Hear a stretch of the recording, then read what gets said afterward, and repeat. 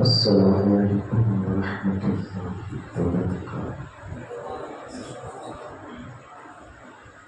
الحمد للہ رب العالمین والعاقبۃ للمتقین والصلاة والسلام علی سید الانبیاء والمرسلین وعلى آله وأصحابه الطيبين الطاهرين أما بعد فأعوذ بالله من الشيطان الرجيم بسم الله الرحمن الرحيم ولا تحسبن الذين قتلوا في سبيل الله أمواتا صدق الله المولانا العظيم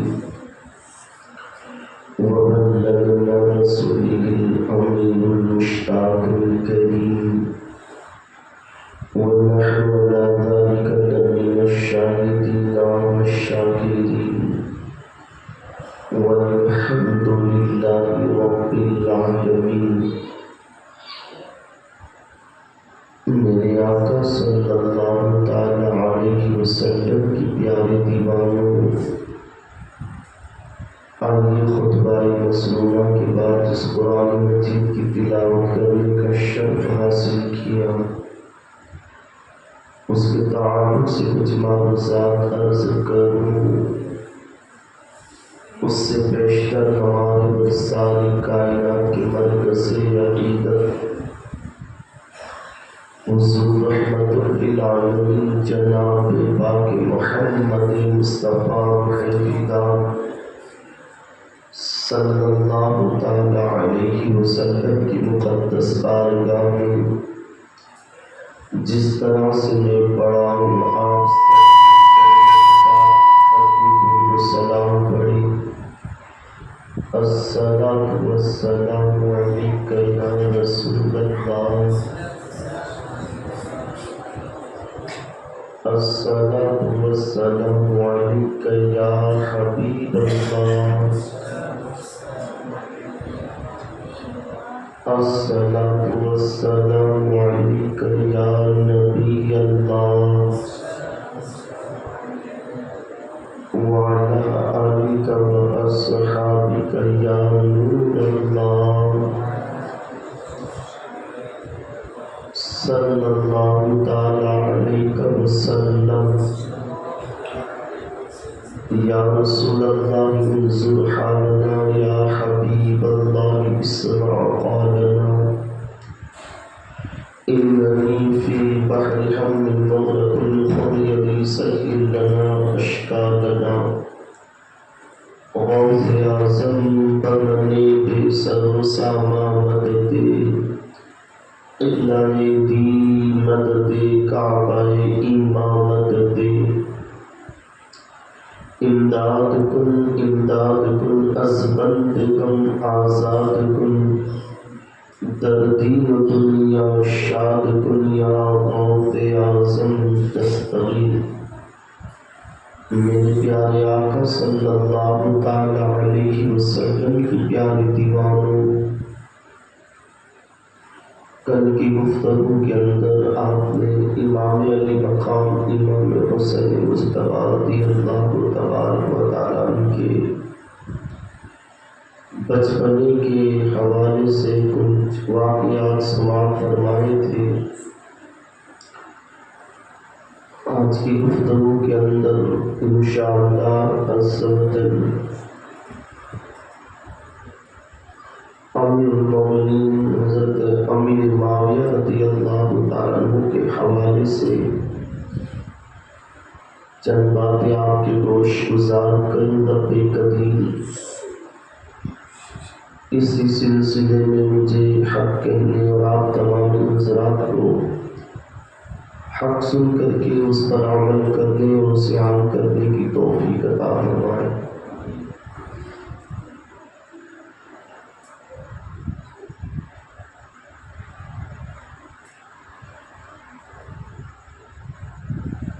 سرکار مدینہ صلی اللہ تعالی علیہ وسلم کے پیارے دیوانوں، اللہ کے رسول صلی اللہ تعالی علیہ وسلم کے ہر صحابی کا مقام بہت ہی اونچا اور بہت ہی بلند ہے۔ ایک ادنا صحابی، حالانکہ کوئی صحابی ادنا ہو نہیں سکتا،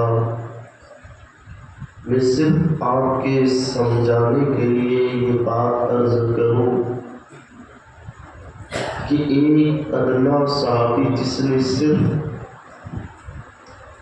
چند منٹ کے لیے اسلام کو قبول کیا، اللہ کے رسول صلی اللہ تعالی علیہ وسلم کے چہرے کی زیارت کی، کلمہ شہادت پڑھا،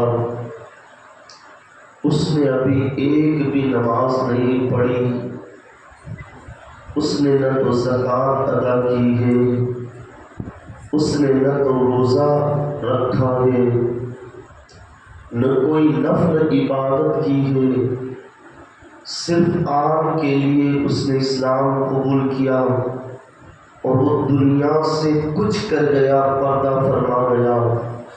تو اس صحابی کے مقام کو دنیا کا کوئی ابدال اور غوث بھی نہیں پہنچ سکتا۔ اس سے آپ اندازہ لگائیں کہ چند منٹ کے لیے اگر کسی نے، صحابی اسے کہتے ہیں جو حضور صلی اللہ تعالی علیہ وسلم کی ظاہری زندگی کے اندر حضور کو دیکھ کر کے جس نے کلمہ شہادت پڑھا اور ایمان ہی کی حالت میں اس کی موت ہوئی، اسے صحابی کہتے ہیں۔ تو وہ صحابی کہ صرف اس نے ابھی کلمہ ہی پڑھا تھا، حضور کا چہرے کا دیدار کیا، اس نے کوئی نمازیں نہ پڑھی، اس لیے کہ ابھی وہ اسلام قبول کیا، اس وقت نماز کا کوئی وقت ہی نہیں تھا،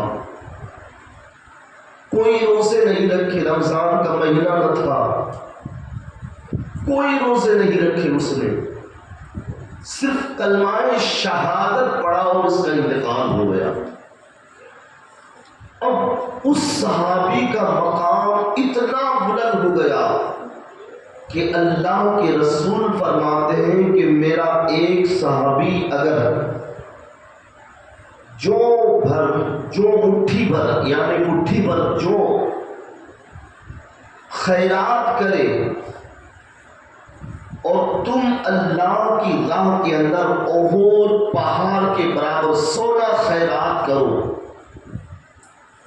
تو تمہارا احد پہاڑ کے برابر سونا خیرات کرنا بھی میرے صحابی کے جو کے برابر، مٹھی بھر جو کے برابر خیرات کرنے کے برابر نہیں ہو سکتا۔ اندازہ لگائیں کہ صحابی کا مقام کتنا ہوگا۔ میرے آقا صلی اللہ علیہ وسلم کے پیارے دیوانوں، یہ عام صحابی کا مقام ہے، تو جو عشرائے مبشرہ ہے ان کا مقام کتنا ہوتا ہے۔ اور حضرت امیر معاویہ رضی اللہ تبارک و تعالی عنہ، جن سے اللہ کے محبوب بڑی محبت کرتے تھے، بڑا لگاؤ تھا، بڑا پیار تھا میرے معاویہ سے، ادھر مولا کائنات حضرت علی رضی اللہ تعالیٰ عنہ کا وصال ہوا کوفہ کے اندر۔ اس وقت امیر معاویہ ملک شام کے دمشق کے اندر جو گورنر تھے، جس کا تذکرہ آپ نے پہلے بھی سن لیا،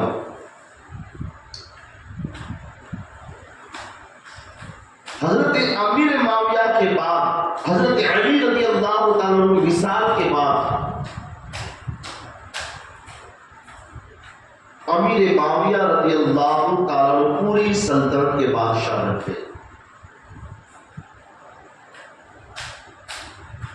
پوری سلطنت کے بادشاہ بننے کے بعد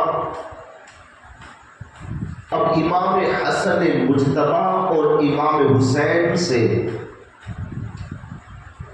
آپ بڑی محبت کرتے تھے، بڑا احترام کرتے تھے، بڑی تعظیم کیا کرتے تھے۔ چند مہینوں کے بعد جبکہ حضرت امیر معاویہ اور امام حسن کے درمیان صلح ہو گئی، دونوں لشکر کے درمیان جب صلح ہوئی تھی، اس کے بعد حضرت امیر معاویہ رضی اللہ تعالیٰ عنہ دمشق سے ایک لشکر لے کر کے پھر مدینہ منورہ آئے، اور مدینہ منورہ میں آ کر کے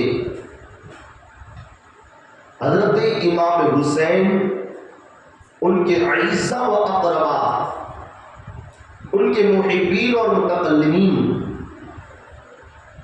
سب کو ساتھ لے کر کے دمشق کے اندر پہنچے۔ امام حسین کا پورا کنبہ لے کر کے دمشق میں پہنچے اور دمشق کے اندر شاہی محلوں کے اندر ان سارے اقرباء و اعزاء کو ٹھہرایا۔ امیر معاویہ رضی اللہ تعالیٰ عنہ نے سلطنت کے ملازموں سے یہ وصیت کی، یہ حکم فرما دیا کہ دیکھیں امام حسین اور ان کے اعزاء و اقرباء، ان کی بڑی تعظیم کرو، ہر وقت ان کی خدمت کرتے رہو، اراکین سلطنت کو تنخواہ بعد میں دینا، پہلے امام حسین کو معارف پیش کرنا۔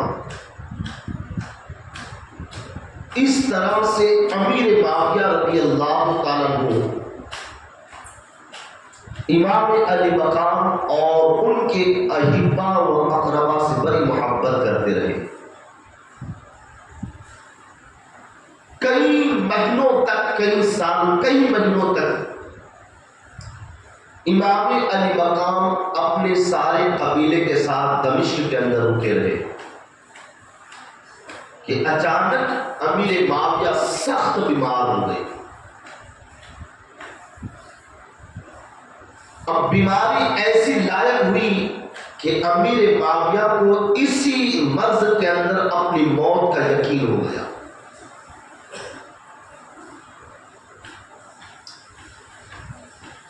جب امیر معاویہ کو سن ہجری 60 کے اندر بیماری نے کھا لیا، یزید کو پتہ چلا کہ میرے والد امیر معاویہ سخت بیمار ہیں، تو یزید بیمار پرسی کے لیے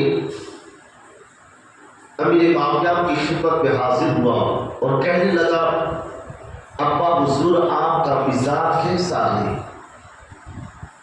امیر معاویہ رضی اللہ تعالیٰ عنہ نے فرمایا، دیکھو اب اس مرض کے اندر مجھے اپنی موت کا یقین ہے، اس لیے کہ ہر ایک کو ایک نہ ایک اس دنیا سے رخصت ہونا ہے۔ رب قدیر کا یہ اٹل فیصلہ اور اٹل قانون ہے کہ جس نے بھی اپنی زندگی کا میٹھا میٹھا شربت پیا ہے، اسے اپنی موت کا کروا کروا گھونٹ ضرور پینا ہوگا۔ اب موت بالکل میرے قریب آ چکی ہے۔ تو یزید نے کہا کہ ابا، آپ کے بعد آپ کی خلافت کس کے سپرد ہوگی؟ تو امیر معاویہ رضی اللہ تعالیٰ عنہ نے کہا یزید سے کہ بیٹھو۔ یزید امیر معاویہ کے قریب بیٹھا۔ امیر معاویہ فرماتے ہیں کہ خلافت تو میں تیرے سپرد کرتا ہوں، مگر میری دو وصیتیں ہیں۔ ایک رعایا کے لیے اور ایک امام حسن امام حسین ان کے عیسیٰ و اقربا ان کے محبین و متقلین کے لیے. رعایا کے لیے میری پہلی وصیت یہ تھی کہ رعایا کے لیے کوئی حکم کوئی نیا قانون اس وقت نافذ نہ کرنا جب تک کہ تم امام حسین سے مشورہ نہ لے لو.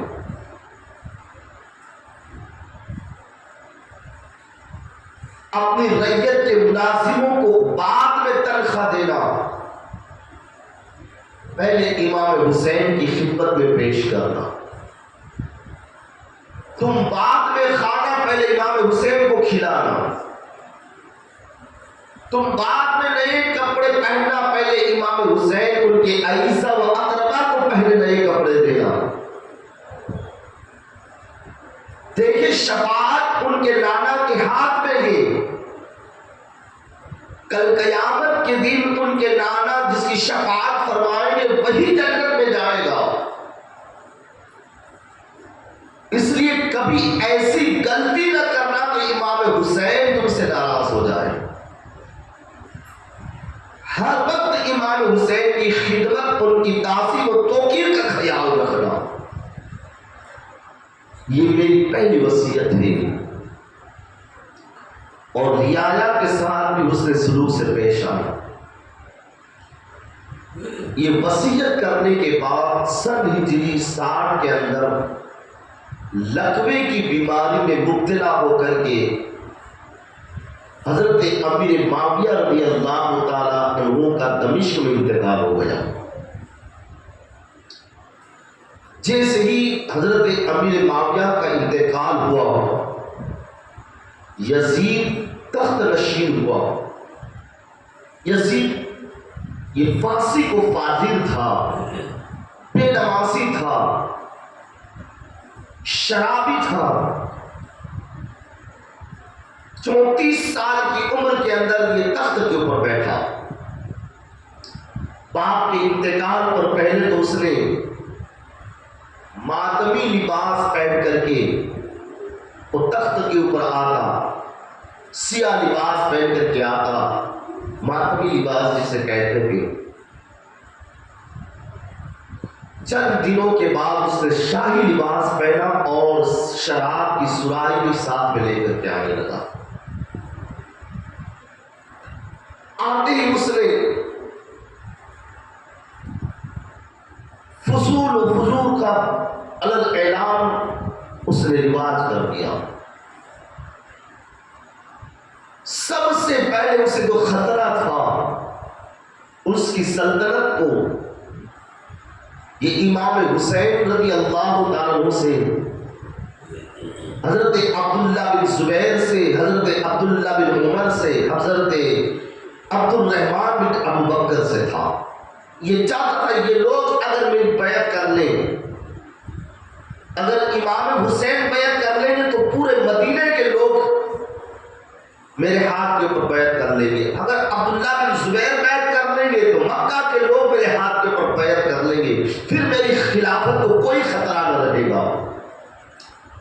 اس لیے سب سے پہلے یزید نے جو کام کیا وہ تخت کے اوپر بیٹھ کر کے یہی کام کیا. اس نے قرب جمادیر کے دیہاتوں کے اندر شہروں کے اندر خطوط لکھنے شروع کر دیے. وہاں کے جو گورنر تھے، جو حاکم تھے، ان پر خط لکھے کہ میرے باپ امیر معاویہ کا انتقال ہو چکا ہے اور میں امیر بن چکا ہوں، میں بادشاہ بن چکا ہوں، میرے ہاتھ کے اوپر بیعت کی جائے. جب یزید تخت کے اوپر بیٹھا اس وقت بھی حضرت امام حسین اور ان کے عیسیٰ و اقربا دمشق کے اندر ہی تھے. جب یزید نے الگ اعلان گناہ کرنا شروع کیا تو امام حسین نے اپنے اقاربی اور اپنے عیسیٰ کو بلا کر کے مشورہ کیا کہ اب ہمیں دمشق کے اندر ٹھہرنا بہتر نہیں. ہم یہاں سے مکہ یا مدینہ چلے جائیں،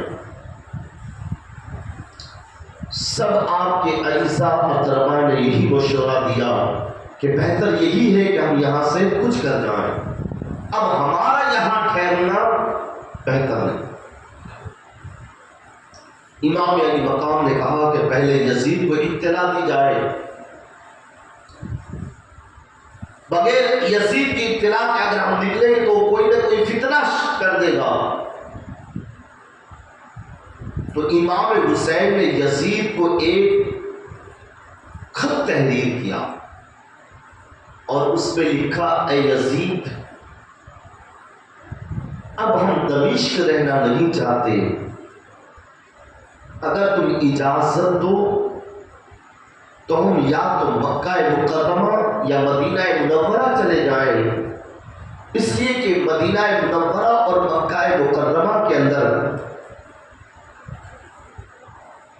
ہمارے باپ دادا کے محل، ہمارے باپ دادا کے مکانات ہیں، محلات ہیں، تو ہم چاہتے ہیں کہ اسی مکانات کے اندر اب ہم رہیں۔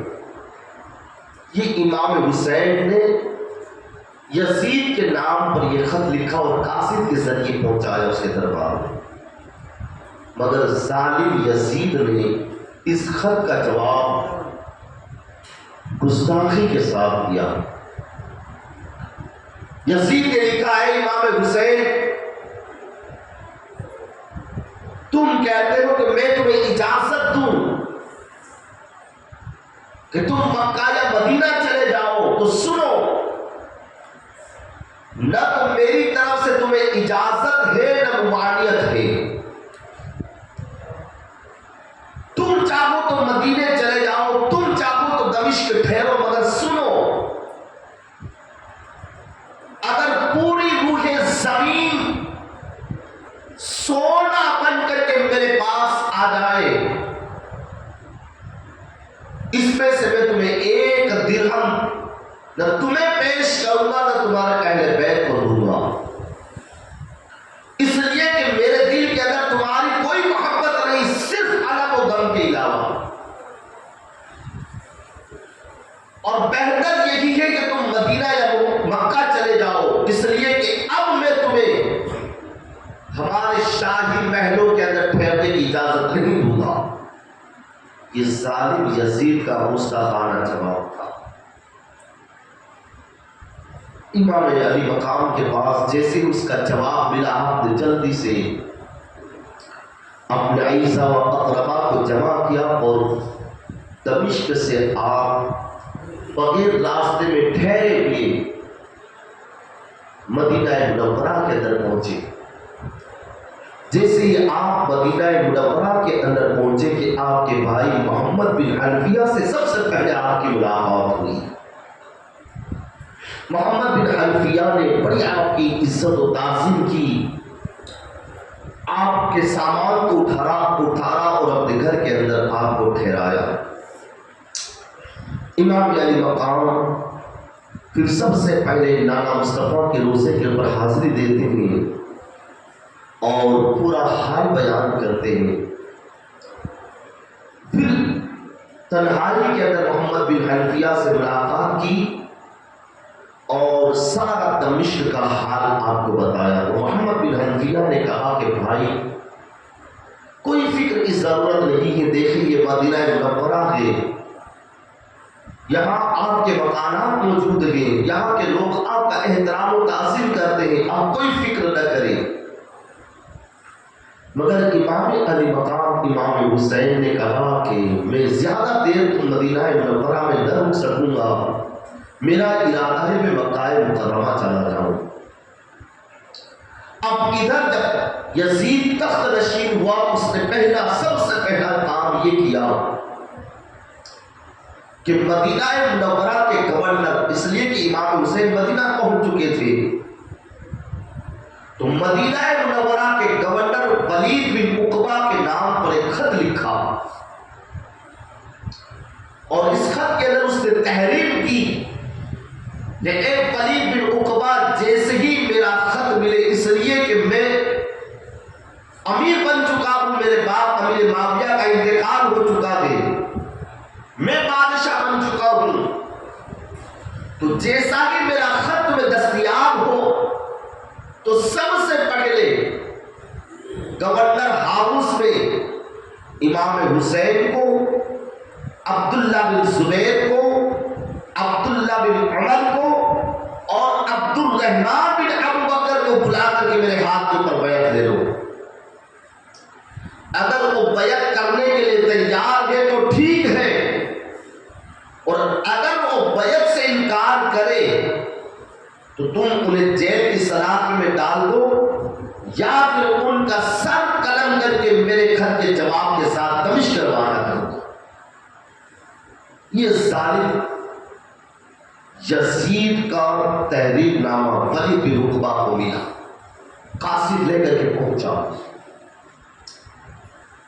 ولید بن عقبہ جو تھے مدینہ منورہ کے اس وقت کے گورنر اور انصاف اصل انسان تھے، اور خود ریسی نہیں چاہتے تھے، اس لیے انہوں نے اپنے میر منشی مروان بن حکم کو بلایا، جو حکومت کے اندر مشورہ دینے والے لوگ، دانشور عقل مندوں کو جو چنا جاتا ہے،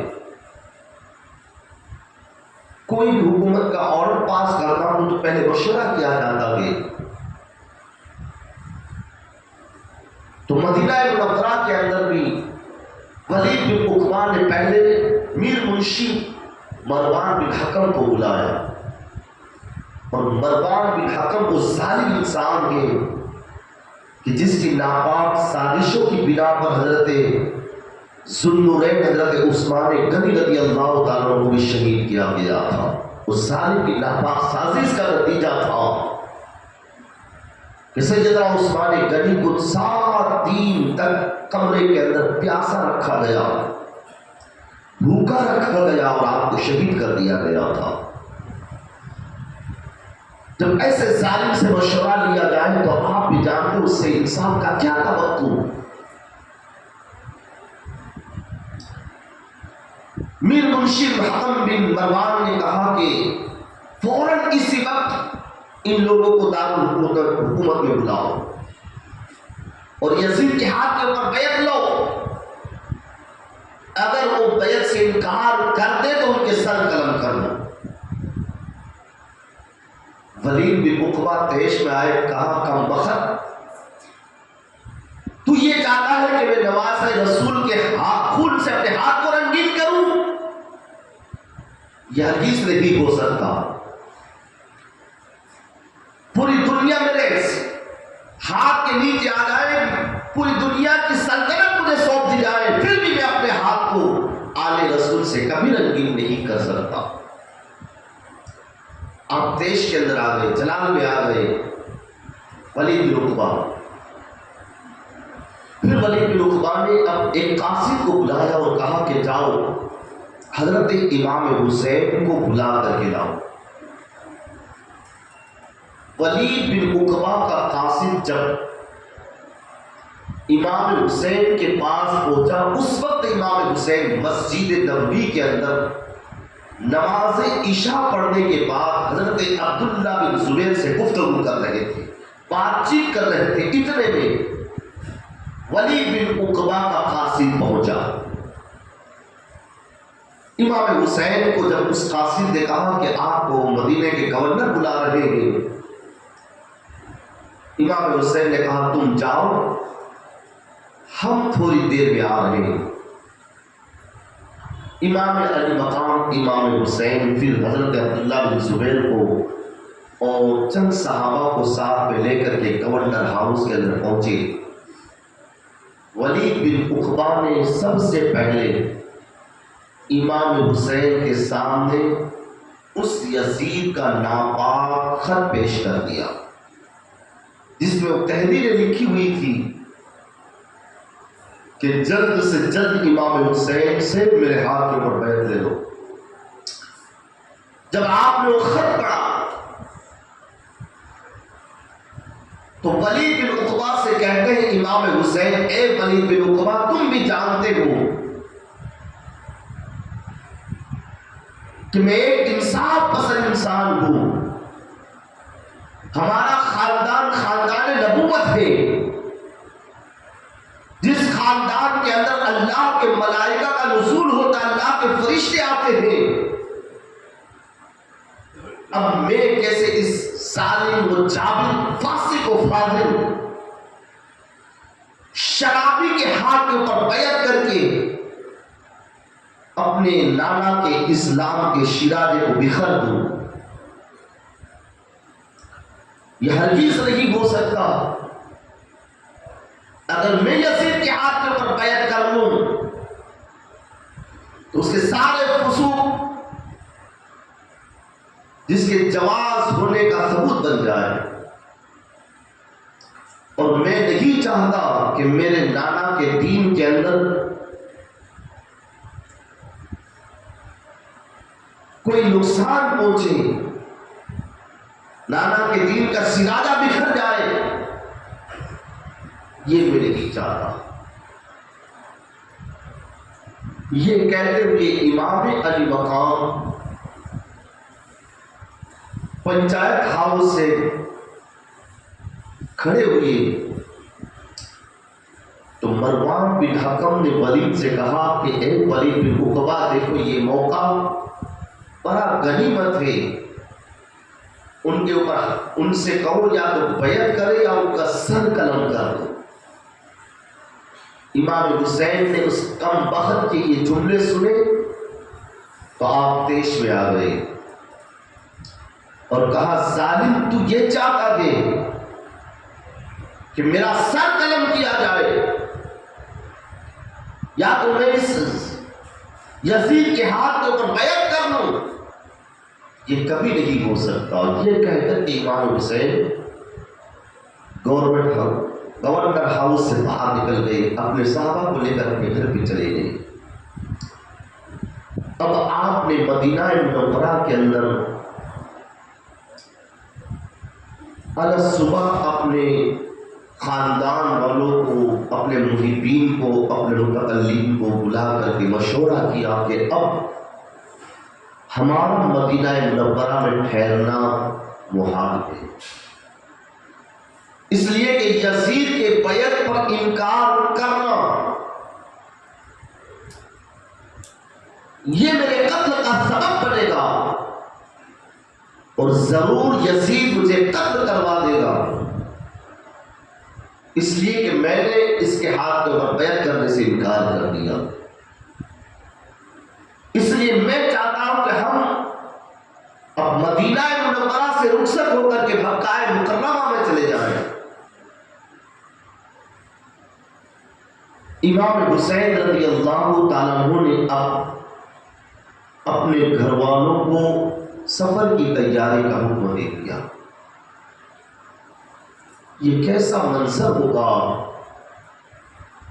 کہ جب امام علی مقام امام حسین مدینہ منورہ کو چھوڑ رہے تھے، وہ مدینہ کے جس کو دیکھنے کے لیے دنیا کا ہر انسان تڑپتا ہے،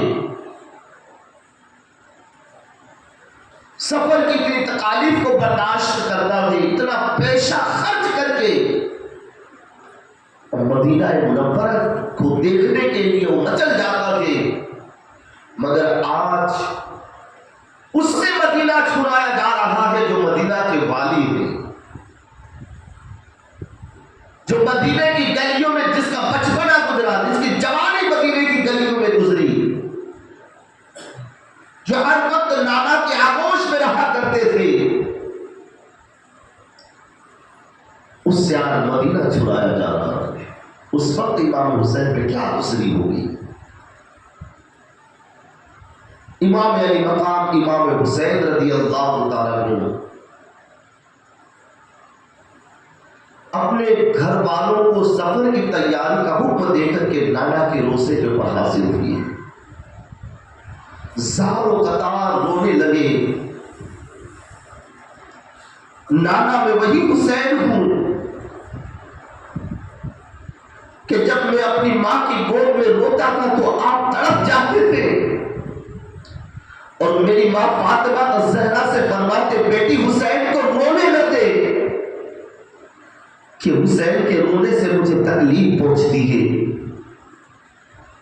نانا میں آپ کا وہی نواسا ہوں کہ جب آپ نے ہرن کے بچے بھائی حسن کو دیا اور میں نے آپ سے ہرن کا بچہ طلب کیا، آپ نے فرمایا بیٹے ایک ہی بچہ تھا میرے بھائی حسن کو دے دیا، تو بس میری آنکھ سے اشک بہنے والے تھے کہ رب قدیر نے ہرن کو حکم دیا، ہرن جاؤ میرے محبوب کے نواز سے حسین روئے اس سے پہلے تو اپنا بچہ دوسرا پیش کر دے۔ نانا میں آپ کی آغوش میں بیٹھنے والا، آپ کے کندھوں پہ سوار ہونے والا حسین ہوں۔ آج میں تمہیں آخری سلام کرنے کے لیے آپ کے دربار میں حاضر ہوا ہوں۔ نانا اپنے حسین کا آخری سلام قبول کر لو۔ آپ سہاروں قطار ہو رہے ہیں،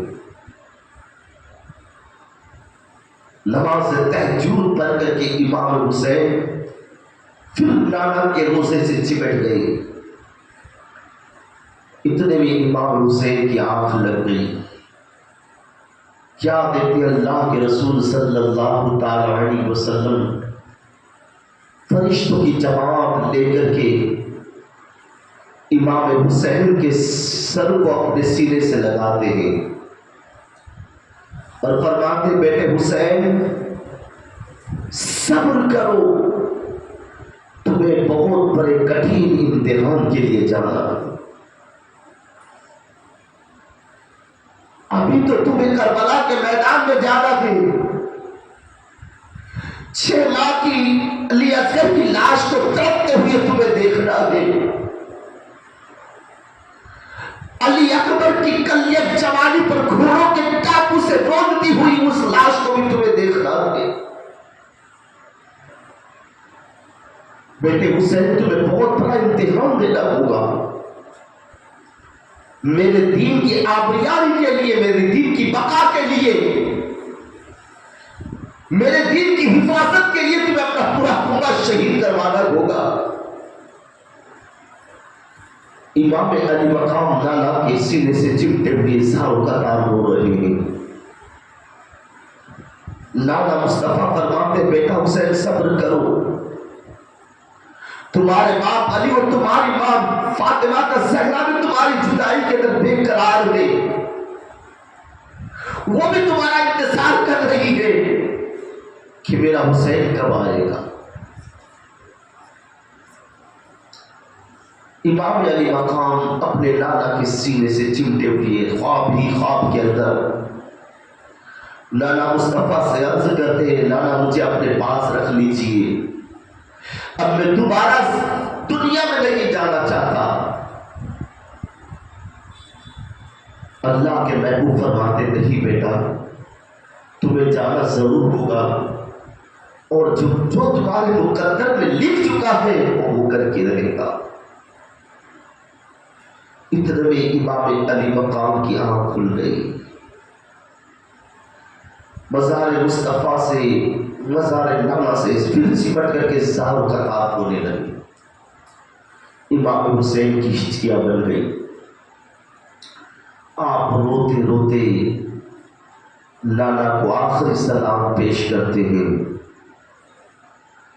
اور پھر سیدہ طیبہ طاہرہ ملکہ فردوس پری ماں خاتون جنت کے روضہ اقدس پہ حاضر دیتے ہیں۔ ماں تیرا بیٹا حسین تجھے آخری سلام کرنے کے لیے تیرے مزار پہ حاضر ہوا، ماں حسین کا آخری سلام قبول کر لے۔ ماں تیرا بیٹا حسین سر قلم کرنے کے لیے جا رہا ہے، ماں تیرا بیٹا حسین اپنے کنبے کو شہید کرانے کے لیے جا رہا ہے، ماں تیرا بیٹا حسین میرے 6 ماہ کے علی اصغر کو اس کے حلقوں پہ تیر چلوانے کے لیے جا رہا ہے۔ وہ منظر کے ساتھ عجیب منظر ہوگا جب امام حسین اپنی ماں کی بارگاہ میں اس طرح سے عرض کر رہے ہوں گے، زاروں قطار امام علی مقام ماں کے مزار سے چپٹ کر کے رو رہے ہیں، سیدہ طیبہ طاہرہ ملکہ فردوس سے بری ماں خاتون جنت قبر میں نہ رہ سکی. قبر سے آواز آتی ہے بیٹا حسین صبر کرو بس کرو، کہیں تمہاری ماں قبر چیر کر کے باہر نہ آ جائے، تمہاری ماں کا کلیجہ پھٹا جا رہا ہے. وہ منظر کے ساتھ جیتا. آخر کار ماں کو آخر سلام کہتے ہیں. ماں سیدہ کہتی ہے بیٹا حسین میں دیکھ رہی ہوں کربلا کے اندر تمہیں بھوکا پیاسا شہید کیا جائے گا، مگر بیٹا تم کا نہا نہیں ہوگے. جس وقت تمہیں شہید کیا جائے گا اس وقت تمہاری ماں وہاں موجود ہوگی. جس گھوڑے کی زین سے تم زمین کے فرش پر آؤ گے ان جگہ تمہاری ماں اپنے ہاتھوں سے صاف کرے گی. اس لیے روایت میں آتا ہے کہ جب عاشورے کی صبح تھی 10 محرم الحرام، کسی نے دیکھا کہ ایک پردہ نشین پردہ پوش خاتون ہے جو اپنے ہاتھوں سے میدان کربلا سے کنکر چون رہی ہے، پتھر ہٹا رہی ہے، چھوٹی چھوٹی کنکریاں چن رہی ہے. کسی نے کہا اے خاتون تو کیا کر رہی ہے؟ اس پردہ پوش خاتون نے جواب دیا آج میرا شہزادہ اپنے خون میں نہا کر کے اپنے لالا کے دل کی آبیاری کے لیے گھوڑے کی زین سے اسی جگہ کے اوپر تشریف لائے گا. تو میں چاہتی ہوں کہ کہیں میرا بیٹا زمین پر گھوڑے کی زین سے زمین پر آئے سے کوئی کنکری نہ چھپ جائے، اس لیے میں اپنے ہاتھوں سے زمین صاف کر دی. میرے آقا صلی اللہ علیہ وسلم کے پیارے دیوانوں، حضرت امام علی مقام ماں کو آخری سلام کہہ کر کے اپنے گھر کے اوپر پہنچتے ہوئے شعبان المعظم کی یہ 3 تاریخ تھی جب آپ مدینہ منورہ کو چھوڑ رہے تھے. سن ہجری 60 تھی.